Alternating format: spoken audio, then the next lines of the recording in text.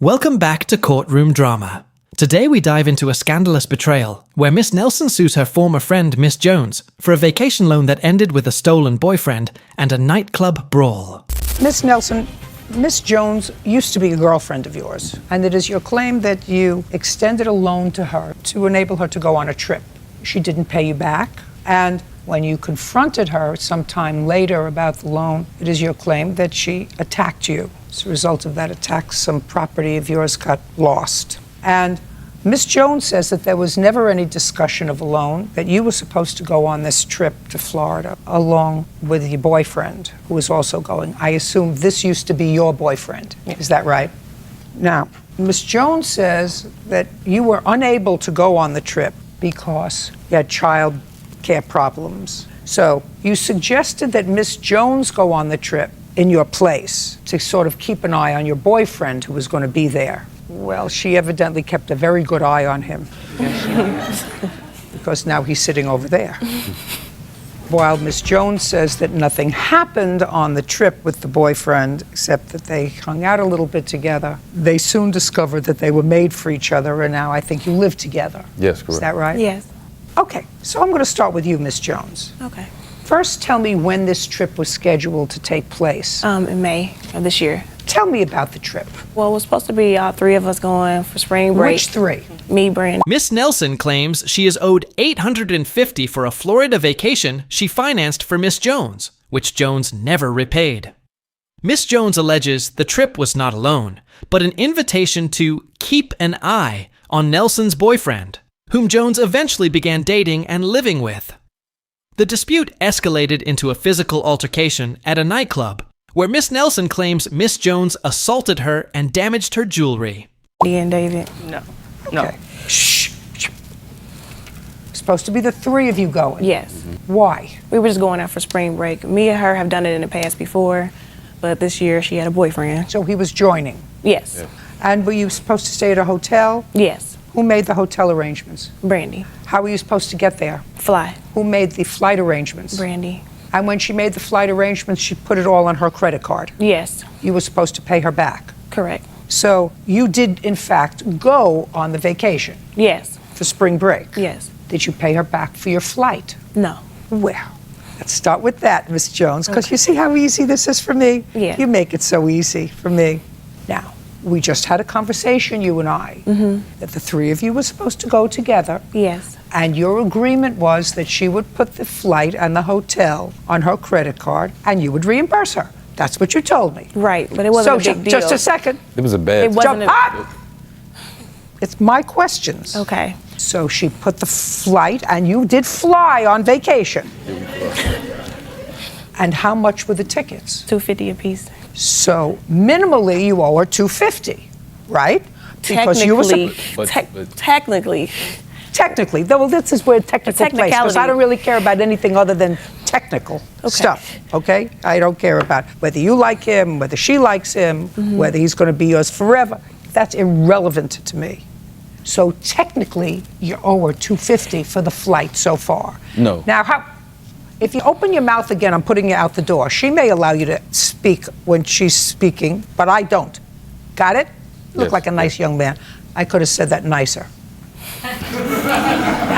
How much was your share of the room that she put on her credit card? Like around $300. How much was her share of the room? It was about $350. What do you mean about? We're in a court. Take a look at your papers. Yes. How much was it? Altogether, I took out No. $350 and $500 out of my account. I don't want to see $350 that you took out of your account. Yeah, well, I No. She says she was supposed to pay for her own room that you put on your credit card. No, I never booked her information. I gave her the money. I gave her $850. Just a second.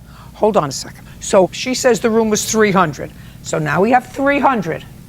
So I'm getting sort of conflicting stories, but it's sort of beginning to make sense to me. So you booked the flight, $250. She says she didn't pay you back. Her share of the room, she did in fact go on vacation. Now, how many people were supposed to sleep in one room? Her and David in one bed and me in the other.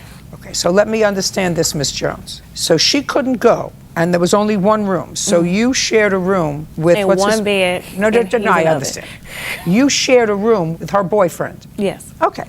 you acknowledge that you were supposed to reimburse her for those expenses, because that's what you told me a minute ago. So that's $550. That was for the flight.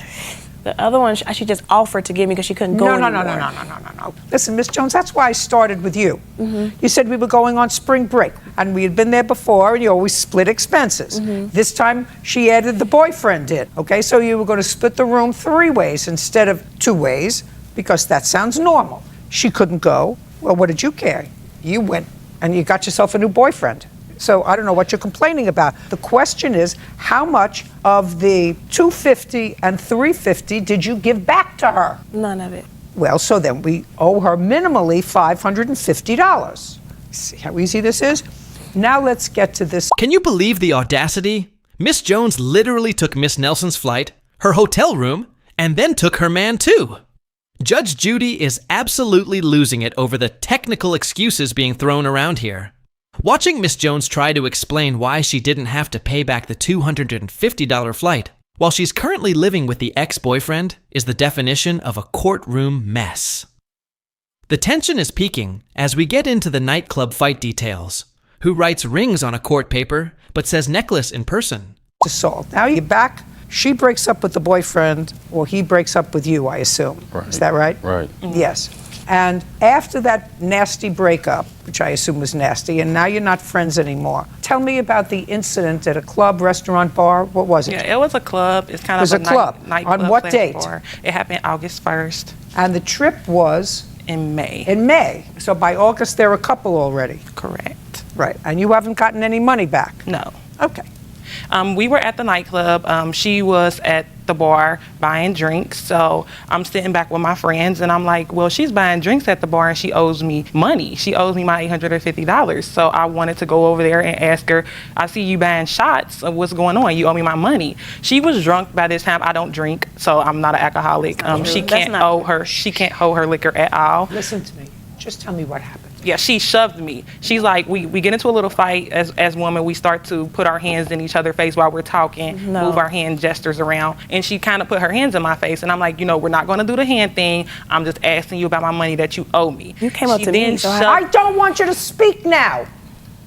Okay. She then shoved me into the bar and was like, well, since you want to be big and bad while we're here right now, let's talk about it. You want to talk about it? Let's talk about it. So in the midst of her shoving me, she's grabbing onto my jewelry and my necklace yanked out. And that's when my witness, she came over and she's like, we're not going to do this here. She tries to break it up. One of my friends actually fell into the bar because there was a whole lot of shoving and pushing. She had a big gash on her head.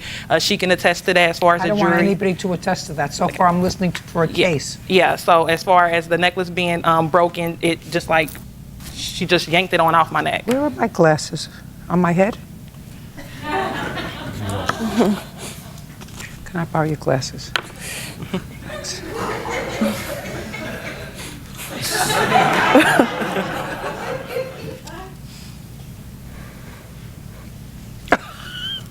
I knew I wouldn't read wrong. Okay, here you go. Even with these, I can't use yours.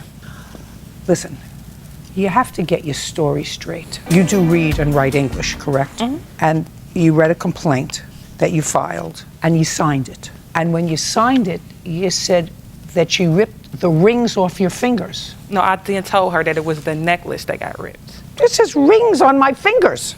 I even have proof that she ripped the necklace. She says it in a text message. Like, next time you'll be ranting more than about that cheap necklace. Listen to me. I'm just questioning the fact that what appears to be an average intelligent person signs a complaint that says rip the rings off my fingers. Right. Instead of rip the necklace off my neck. Right. I mean, rings, hand. Do you understand what I'm saying to you? She owes you $550, judgment for the plaintiff, that's all. The verdict was logically correct. Miss Jones admitted on the record that there was an initial agreement to reimburse the costs, and her defense that the room became a gift once Nelson couldn't attend was legally flimsy, given she utilized the services and maintained the benefit of the trip. So, let this be a lesson to all of you.